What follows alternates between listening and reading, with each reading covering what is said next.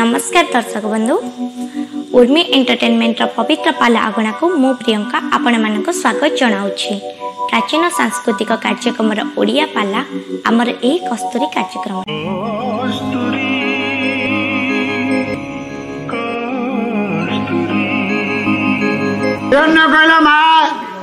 मु गोटे नुआ नामकरण तते करी कौन नुआ मो ना हूँ हिरण्य कवच तो ना हूँ शक्तिमयी ये दुईटा ना को मिसई अच्छा मु गोटे नुआ ना तते देवी कौन से नाटा हूँ हिरणमयी ये हिरणमयी बोली जो नाटा मु तुमको देली तमे जानिल मु जानिली तृतीय व्यक्ति आउ कहीं जानवर शक्ति नहीं ना मु जेते बेले जेउटी हिरणमयी बोली आपन को डाकिबी आपन तुरंत सहित आसी पहुंचबे आउ मु जहा आपन को पाद तले भेटी देबी ताकू आपन आनंद रे ग्रहण करिवे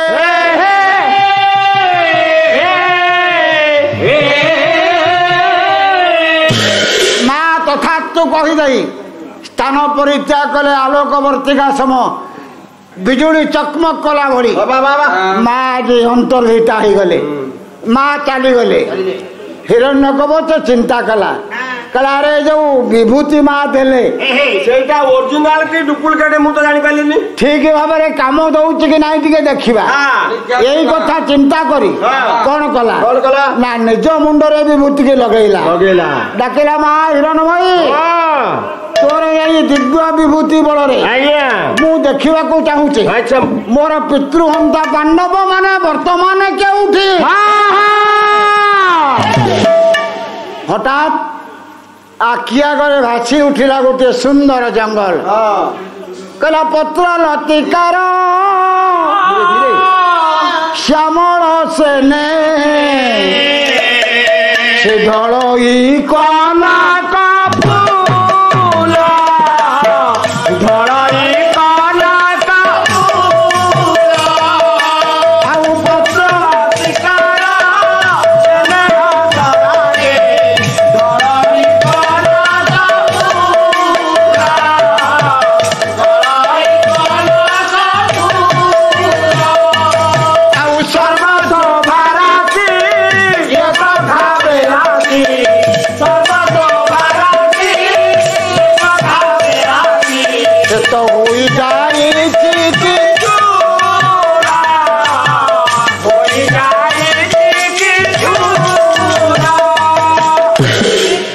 कुंतला कुमारी साबत जो जंगल टी आज से माया विभूति लगे देखुची से जंगल टी हलदिया फूल परिपूर्ण से हलदिया फूल परिपूर्ण होता जंगल गोटे पत्र कुड़िया अच्छी से पत्र कुड़ियाटा 5टा कोठरी विशिष्ट माया विभूति लगे देखुची हिरण्य कवच प्रत्येक कोठरी को देखुची से कोठरी भितर किए किए अच्छा प्रथम कोठरी के चाहिला कौन देखिला कहला लक्ष्य नर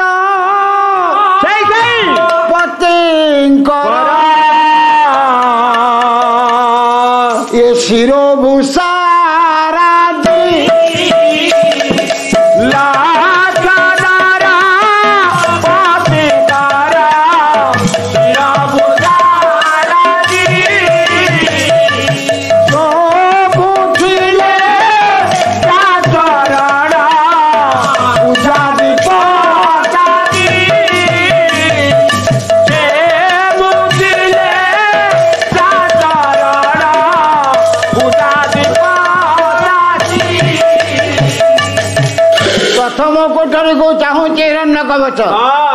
प्रथम कोठरी किए लक्ष्य राजा मौड़मणि धर्मराज युधिष्ठिर अच्छा प्रथम कोठरी द्वितीय कोठरी को चाहिला द्वितीय कोठरी किए कहला विचलित शत श्रृंग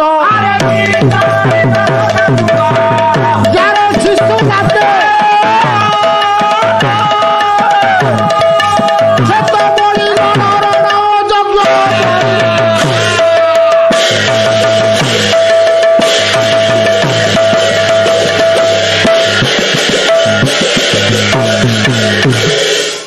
स्वाभाविक भी गंगाधर मेहर କିଚକବଦ୍ଧ କାବ୍ୟରେ କହିଲେ ଦ୍ୱିତୀୟ କୋଠରୀରେ କିଏ ଯାହାର ଶିଶୁକାଳୀନ ପାଦ ପ୍ରହାରରେ ଶତଶୃଙ୍ଗ ପାହାଡ଼ ଶତଖଣ୍ଡ ହୋଇଗଲା 52 ଭାରେ ଗଦା ଧାରଣ କରିଥିବା ବଳିଗଣ ରଣଯଜ୍ଞ ବଳି ଯାର ହାତେ ଯୋଦ୍ଧା ମାନେ ରଣଯଜ୍ଞରେ ଯାହାର ହାତରେ ବଳି ପଡ଼ନ୍ତି ସେଇ 52 ଭାବର ଗଦା ଧାରଣ କରିଥିବା ବିପୁଳ ବଳଶାଳୀ ଭୀମ ଅଛନ୍ତି ଦ୍ୱିତୀୟ କୋଠରୀରେ।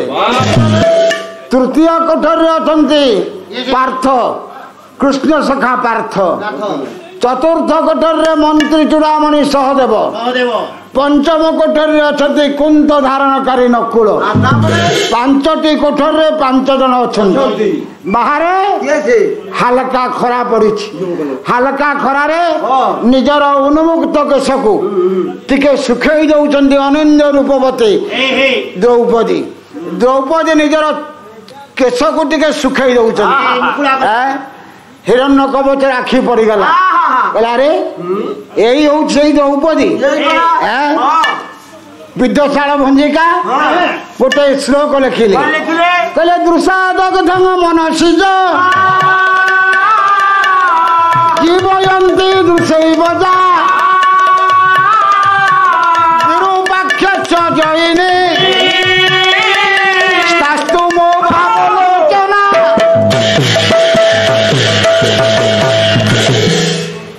ବିଦ୍ୱଶାଳ ଭଞ୍ଜିକାରେ ରାଜଶେଖର ଗୋଟିଏ ଶ୍ଲୋକ କହିଲେ ହିରଣ୍ୟ କବଚ ଦୂରରେ ଥାଇ ଦେବୀ ଦତ୍ତ ବିଭୂତି ଲଗାଇ ଦେଖୁଛି ଆଜି ଦୈତ ବରକୁ ପାଣ୍ଡବ ମାନଙ୍କ କୁଟୀରକୁ ଦେଖୁଛି। ଦେଖିଲା ଅନନ୍ୟ ସୁନ୍ଦରୀ ଦ୍ରୌପଦୀ ହାଲକା ଖରାରେ ନିଜର ଉନ୍ମୁକ୍ତ କେଶକୁ ଟିକେ ଶୁଖଉଛନ୍ତି। କହିଲା ଦୃଶାଦଗ୍ଧଂ ମନସିଜଂ ଜୀବୟନ୍ତି ଦୃଶୈବ ଯା ବିରୂପାକ୍ଷଶ୍ଚ ଜୟିନୀ ସ୍ତାସ୍ତୁ ମୋ ବାମଲୋଚନା। କହିଲା ହେ ଦ୍ରୌପଦୀ ତମର ଏଇ ଅନନ୍ୟ ସୁନ୍ଦର ରୂପ ଆପଣ ହଉଛନ୍ତି ଦେବଦେବ ମହାଦେବଙ୍କ ଠାରୁ ମହାନ। ଦେବଦେବ ମହାଦେବଙ୍କ ଠାରୁ ଆପଣ ହଉଛନ୍ତି ବଡ। ପହଲି ଦେବଦେବ ମହାଦେବଙ୍କ ଠାରୁ ବଡ ହେଇଗଲା ଦ୍ରୌପଦୀ। କାହିଁକି ବଡ ହବ? ମୁଁ ତତେ ଗୋଟେ ପ୍ରଶ୍ନ ପଚାରି ମୁଁ ତାକୁ ମୁଁ କହିବାକୁ ଚାହୁଁଛି କଣ ଜଣେ ଜଣକୁ ଗୋଟିଏ ଅସ୍ତ୍ରରେ ମାରିଦେଲା। ଜଣେ ଜଣକୁ ଗୋଟିଏ ଅସ୍ତ୍ରରେ ମାରିଦେଲା। ଯାହାକୁ ମାରିଦେଲା ଅନ୍ୟ ଜଣେ ସେଇ ଅସ୍ତ୍ରରେ ମରିଥିବା ଲୋକକୁ ବଞ୍ଚେଇଲା। ତାହେଲେ ଯିଏ ମାରିଲା ସେ ବଡ ନା ଯିଏ ବଞ୍ଚେଇଲା ସେ ବଡ? ନାଇଁ ସାର୍ ଆଗେ ଯିଏ ମର୍ଡର କଲା ସେ ହଉଛି ବଡ। ଯିଏ ମର୍ଡର କଲା ସେ ହଉଛି ବଡ। ଆଜିର ଦୁନିଆରେ ଯିଏ ଆରେ ସିଏ ଗୋଟାଏ ନୁହଁ 4-5ଟା ଏମିତି ମର୍ଡର କରିଦେଇ ଚାଲିଯାଉଛି। ତାକୁ ଦେଖିଲେ ଭୟ କରୁଛନ୍ତି। କିନ୍ତୁ ପ୍ରକୃତରେ ବଡ କିଏ? କିଏ ବଡ? ଯିଏ ମଲା ଲୋକକୁ ବଞ୍ଚେଇଲା ସେ ହଉଛି ବଡ। ଯିଏ ବଞ୍ଚେଇଲା। ଏଇ ନ୍ୟାୟରେ ମହାଦେବଙ୍କ ଠାରୁ ବଡ ହଉଛନ୍ତି ଦ୍ରୌପଦୀ। କାହିଁକି ନା ମହାଦେବ ଜଣକୁ ଯେଉଁ ଅସ୍ତ୍ରରେ ମାଇଲେ ଦ୍ରୌପଦୀ ସେଇ ମଲା ଲୋକକୁ ସେଇ ଅସ୍ତ୍ରରେ ବଞ୍ଚେଇଲା। ଆସନ୍ତୁ ଯିବା ଟିକେ ଆଲୋଚନା ପ୍ରସଙ୍ଗ। ମହାଦେବ କାହାକୁ କେଉଁ ଅସ୍ତ୍ରରେ ମାଇଲେ? କହିଲା କ୍ରୋଧଂ ପ୍ରଭୋ ସଂଘର ସଂଘରେତି ଯାବତ ଲଙ୍କେ ମରୁଚାଚରନ୍ତେ ତାବତ୍ସ ବନ୍ନି ଭବ ନେତ୍ର ଜନ୍ମା ଭସ୍ମାବଶେଷ ମଦନ ଚକାର।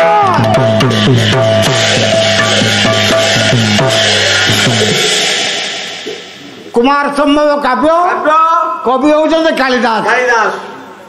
ଥରେ କଣ ହେଇଛି ତାରକାସୁରର ପ୍ରପୀଡ଼ନରେ ପ୍ରପୀଡ଼ିତ ହେଉଥାନ୍ତି ଦେବ ସମାଜ। ସମସ୍ତେ ଚିନ୍ତା କରିଛନ୍ତି କେମିତି ତାରକାସୁର ମରିବ ଆମେ କେମିତି ଟିକେ ମୁକ୍ତି ପାଇବା। ଏଇ କଥା ମନେ ମନେ ସ୍ଥିର କରି ଗୋଟେ ସଭା ବସେଇଛନ୍ତି। ଇଏ ସଭା ଭିତରେ ସମସ୍ତେ ଆଲୋଚନା କରୁଥିଲା ବେଳେ ସଭାକୁ ପ୍ରବେଶ କଲା ଜଣେ ଯୁବକ। ସମସ୍ତେ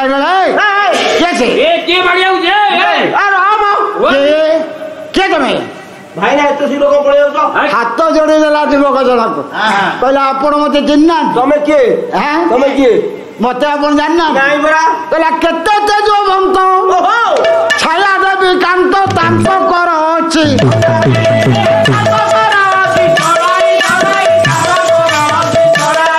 ଆଉ କମଳ ପତ୍ରାକ୍ଷ କୃଷ୍ଣଙ୍କୁ ଦେଖତ ଗୋପୀ ପାଦ ତଳେ ଲୋଟାଇ ଆଉ କହିଲେ କହିଲେ କହିଲେ କହିଲେ ନସରେ ମୋହର ବଢାଇ କହିଲେ କହିଲେ କାହାକୁ ଅବା ମୁଁ କିସ କରି ନାହିଁ କାହାକୁ ଅବା ମୁଁ କିସ କରି ନାହିଁ କାହାକୁ ଅବା ମୁଁ କିସ କରି ନାହିଁ କାହାକୁ ଅବା ମୁଁ କିସ କରି ନାହିଁ ଏ ଫୁଲ ସରେ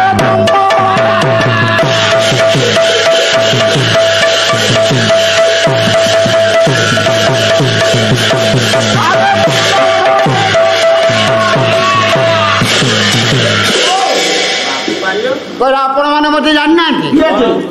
ମୋ ନାଁ ହଉଛି ମଦନ, ମୋ ନାଁ ହଉଛି କନ୍ଦର୍ପ। ଆଉ ଆପଣ ଯୋଉଥିପାଇଁ ଆଜି ଭାବନା କରୁଛନ୍ତି ସେ ଦାୟିତ୍ୱ ମତେ ଦିଅନ୍ତୁ, ମୁଁ ତାକୁ ପୂର୍ଣ୍ଣ କରିଦେବି।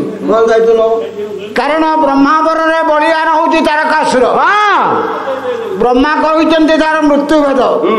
ଯଦି ଶିବଙ୍କ ଔରସରୁ ପାର୍ବତୀଙ୍କ ଗର୍ଭରୁ ସନ୍ତାନ ସମ୍ଭବ ହୁଏ ତାହେଲେ ସେ ତାରକାସୁରକୁ ମାରିପାରିବ। ଶିବ ଅଛନ୍ତି ଯୋଗରେ ତପସ୍ୟାରେ, ମା ପାର୍ବତୀ ବିବାହ କରିନାହାନ୍ତି, ଶୈଳକନ୍ୟା ପାର୍ବତୀ ଅବିବାହିତା। ଏଇମାନଙ୍କୁ ଏଇ ଦି ଜଣଙ୍କର ମିଳନ ଯଦି ହୁଏ ତାହେଲେ ଯୋଉ ପୁତ୍ରଟି ଆସିବ ସେଇ ପୁତ୍ରଟି ତାରକାସୁରକୁ ମାରିପାରିବ। କନ୍ଦର୍ପ କହିଲା ଏଇଥିପାଇଁ ଆପଣ ମାନେ ଭାବନା କରୁଛନ୍ତି ମା ପାର୍ବତୀ ବାହା ହେଇନାହାନ୍ତି, ଶିବ ତପସ୍ୟାରେ ଅଛନ୍ତି, ଇଏ ଦୁଇ ଜଣଙ୍କ ମିଳନ କେମିତି ହବ ଏଇଥିପାଇଁ ଆପଣ ମାନେ ଚିନ୍ତିତ ଅଛନ୍ତି। ସେ କାମ ମୁଁ କରିବି। ତମେ କରିବ? ହଁ କରିବ। ଆପଣ କଣ ମତେ ଜାଣିନାହାନ୍ତି? କେତେ ତେଜବନ୍ତ ଛାୟା ଦେବୀ କାନ୍ତ ତାଙ୍କ କର ଅଛି ଗୋଟାଇ। ମୋ ହାବୁଡରେ ଯିଏ ଯେତେବେଳେ ପଡିଛି କାହାକୁ ମୁଁ ଛାଡି ନାହିଁ। ଥରେ ପଡିଥିଲେ ନିରଞ୍ଜନ ପରମହସେ ବହୁ ଯୁଗ କଥା କହୁଛି। ମୁଁ କହୁଛି ଆଗ ପାଲା ଯୋଉ ବାଦି ପାଲା ଆମର ହଉଥିଲା। ଥରେ ପଡିଥିଲେ ନିରଞ୍ଜନ ଭଗବାନ ସୂର୍ଯ୍ୟ ମୋ ହାବୁଡରେ ପଡିଥିଲେ। ଚନ୍ଦ୍ରଭାଗା ପଛେ ପଛେ ତାଙ୍କୁ 5 କିଲୋମିଟର ମୁଁ ଦୌଡେଇଛି। ଥରେ ଭଗବାନ କୃଷ୍ଣ ପଡିଥିଲେ, ତାଙ୍କୁ ଗୋପୀ ମାନଙ୍କ ପାଦ ତଳେ ମୁଣ୍ଡ ଲଗେଇ ବସ୍ ଉଠୁ କରେଇ ପିଲାଙ୍କ ପାଦ ତଳେ ପକେଇଲେ। ଆଉ ମୋ ପାଇଁ ଏ କଥାଟା ବଡ ନୁହେଁ। ଆପଣ ମାନେ ସମସ୍ତେ ଅପେକ୍ଷା କରନ୍ତୁ, ଦେଖନ୍ତୁ ମୁଁ କେମିତି ଦୁଇ ଜଣଙ୍କ ମିଳନ କରୁ। ଅପେକ୍ଷା କରିଛନ୍ତି ଆଜି ଦେବତା ମାନେ। କନ୍ଦର୍ପ ତାର ଫୁଲ ଧନୁଷର ଧରି ଅପେକ୍ଷା କରି ଏତିକି ବେଳେ କଣ ହେଲା? ଡକ୍ଟର ମାୟାଧର ମାନସିଂ ଗୋଟେ ପଦ କହିଲେ, କହିଲେ ସରଗ ଗଙ୍ଗାର ଶତ ଶତ ଦଳ ଇଏ ସରଧାରେ ତୋଳି ଶୈଳ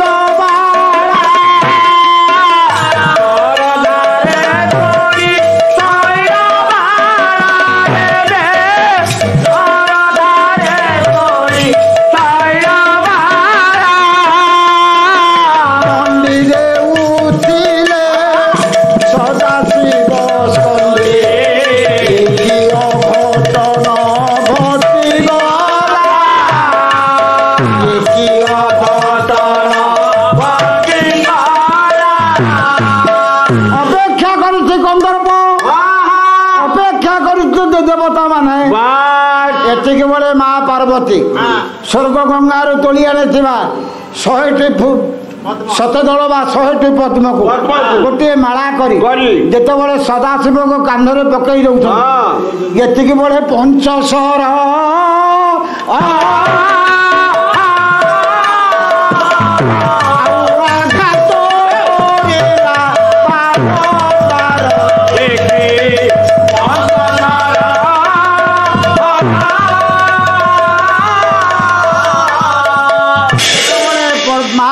ତାଙ୍କ ଶିବଙ୍କ ଗଳାରେ ପଦ୍ମ ଫୁଲର ମାଳାଟାକୁ ପକେଇ ଦଉଛନ୍ତି। ଏତିକି ବେଳେ କନ୍ଦର୍ପ ତାର ପଞ୍ଚଶର ନିକ୍ଷେପ କଲା।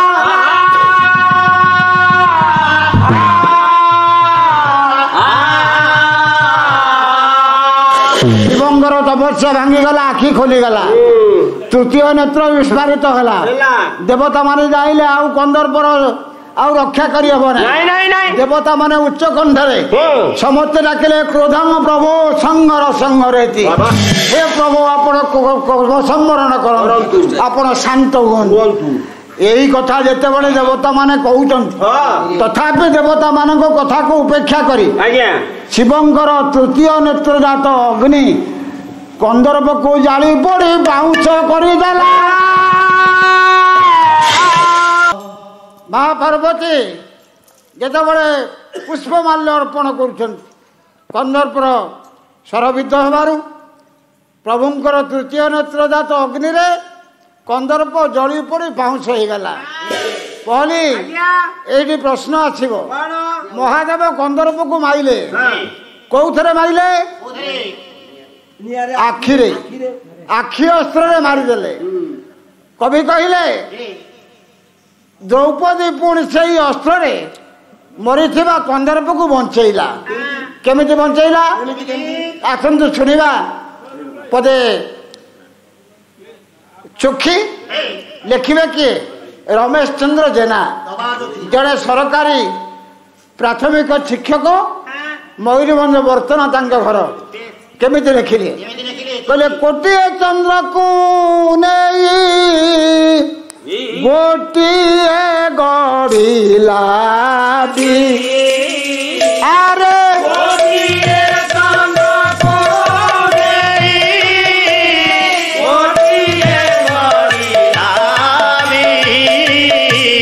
समता कुणा कोटि कलंक करा समता कुणा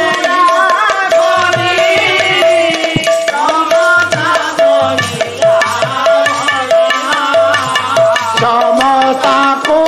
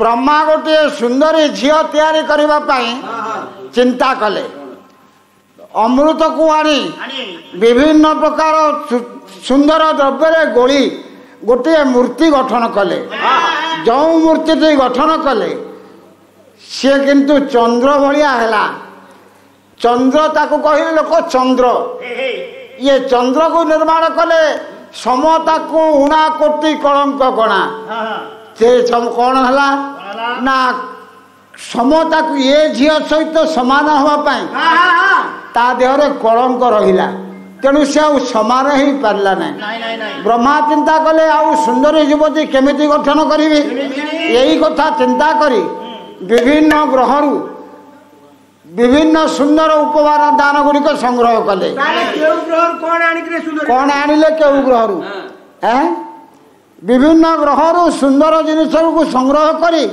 यही द्रौपदी की गठन कले केउ ग्रहरु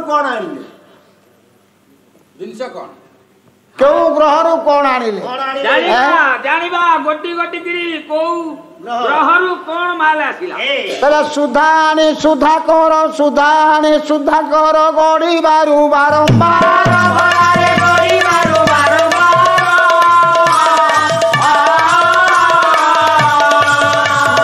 शुक्र संजीवनी विद्या सूर्य देला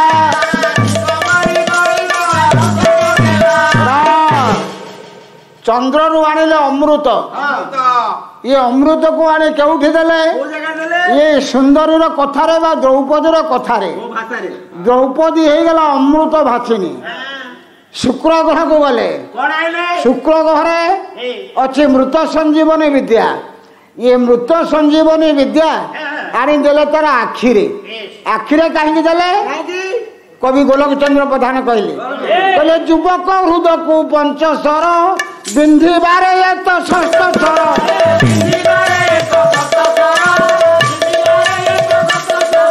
अमर किन्नरी हेबे ता किंकरी अमर किन्नरी हेबे ता किंकरी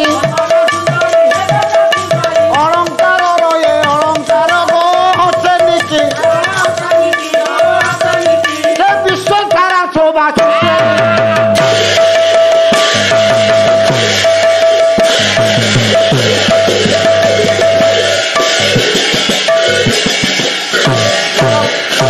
गोलक चंद्र प्रधान द्वितीय भंज इंदुरेखा काव्य कहले युवक मान हृदय रे काम उद्दीपन जाते करने 15 स्वर अच्छे किंतु ये हूँ तार षष्ठ स्वर स्वरूप है द्रौपदी केवल निजर कटाक्षपात समस्त युवक हृदय रे काम उद्दीपन सृष्टि करि पारे तेणु जो शुक्र मृत संजीवनी विद्या आनी देइथिले ब्रह्मा द्रौपदी आखिरे से आखिरे मृत संजीवनी विद्या थिबारु तार आखिर पलकरे युवक मान हृदय रे मरी जाइथिबा कंदर्प पुणी थरे जीवंत होई उठिला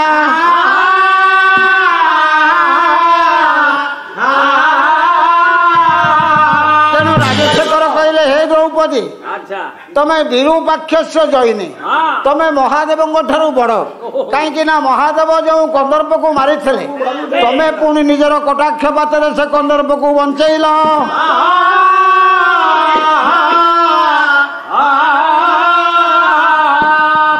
आमर यही पालार समस्त भाग गुड़िक आपण को किपरि लगुच आमर यही कमेंट बॉक्स माध्यम निश्चित जणाइबे जदि आमर यही कार्यक्रमटी आपको भल लगुए तेबे आम चैनल को लाइक शेयर सब्सक्राइब करने भूलिए नहीं। रोजी नमस्कार।